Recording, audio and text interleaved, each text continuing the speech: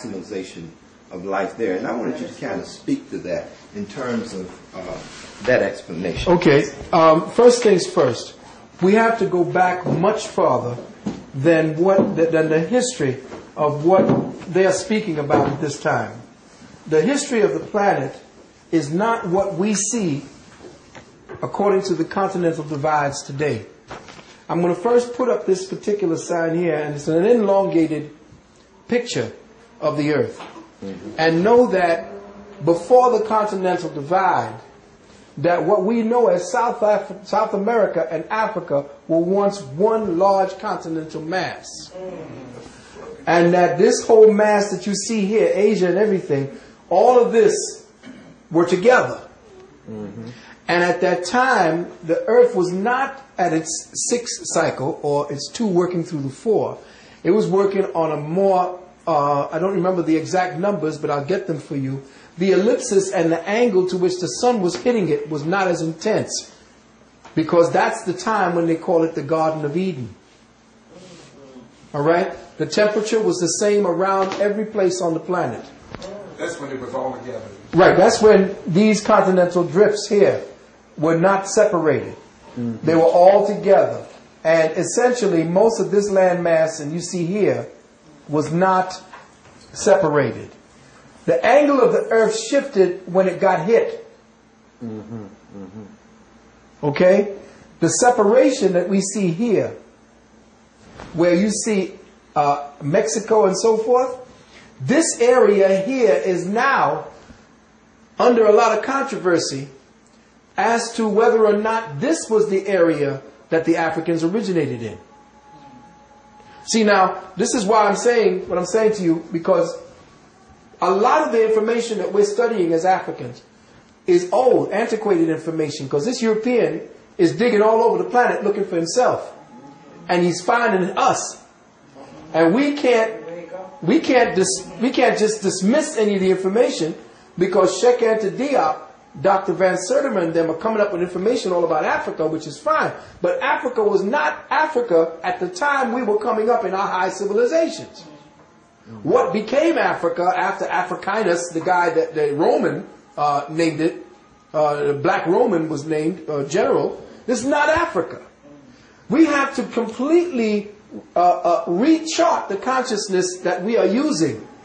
The particular blinders, the particular field of awareness that we're using to try to find ourselves, we can't use that anymore. It's antiquated. It's not for use for black folks anymore.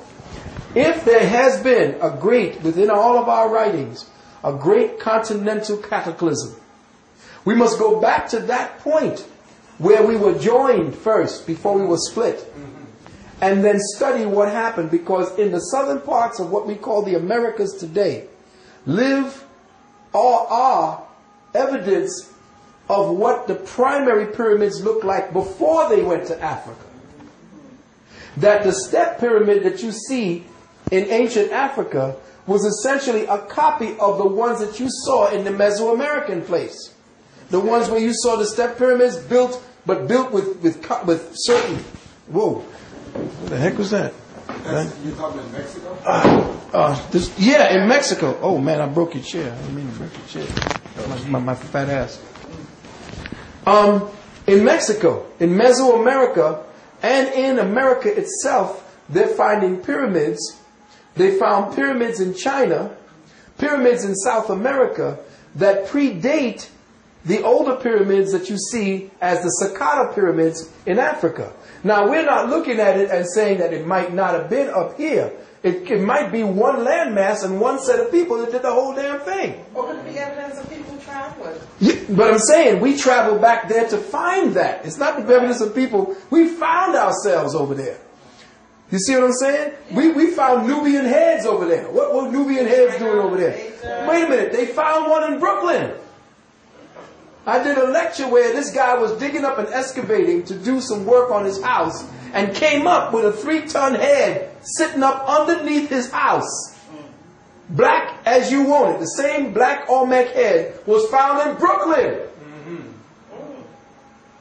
So we have been all over this planet. They're finding black people up here in China. Yes.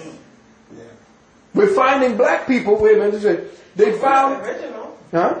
If we don't original. Why not? That's what I'm saying. So they find it out down here in India that a man named Bodhidharma walked 8,000 miles into central China, a black man, and established a place called Shaolin. It becomes Shaolin Temple. The Shaolin Temple, where along that 8,000 mile track, he studied the animals, learned their ways, the serpent, the tiger, and all the eagle. He studied them and their ways and developed a particular fighting style. Now, over here you see Olmec heads. And the Mayan people say that the Olmec were their fathers and mothers. And when you look at the Olmec, of course the white man says to you that we had to make the thick lips because we had to make them weather strong, weather wear. These motherfuckers are something else. The Muslims are not having any.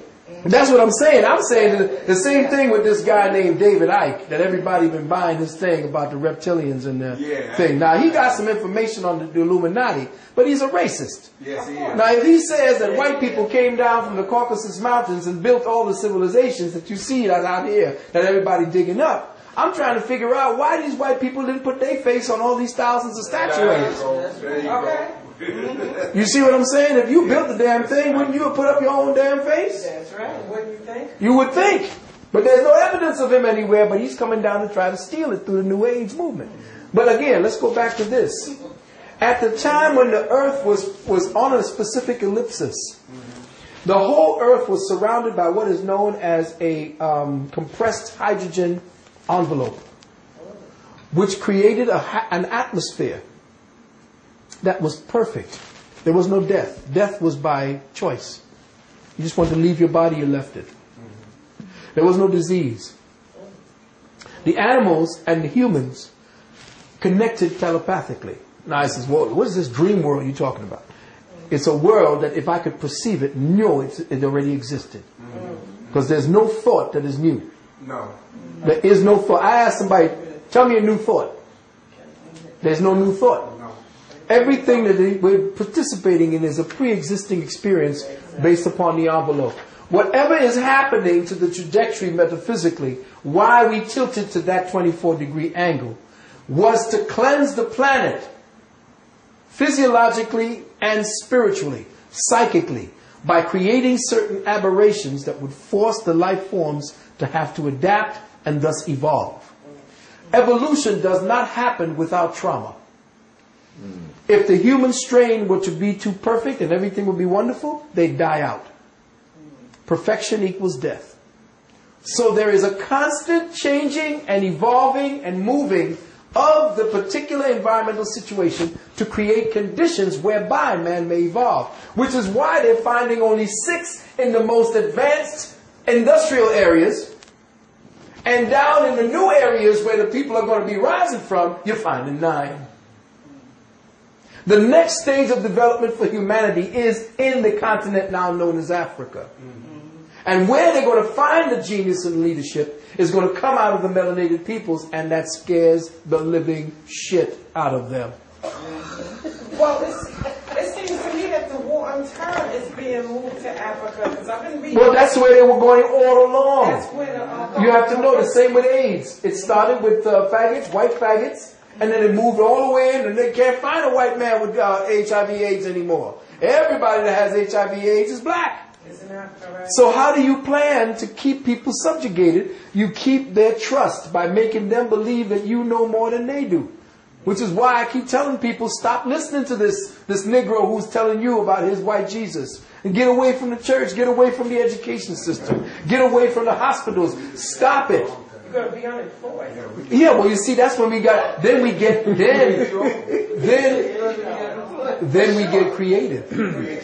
See, that's what happens. When situations force you, you get creative. Before you get incarcerated. Exactly. Well, you see, no, you don't have to be incarcerated because they ain't got enough jails to put everybody in. You see, but they got little concentration camps. They ain't got enough room in them concentration camps. They can't do it. They can only go along with our own what do you call that word? Permission.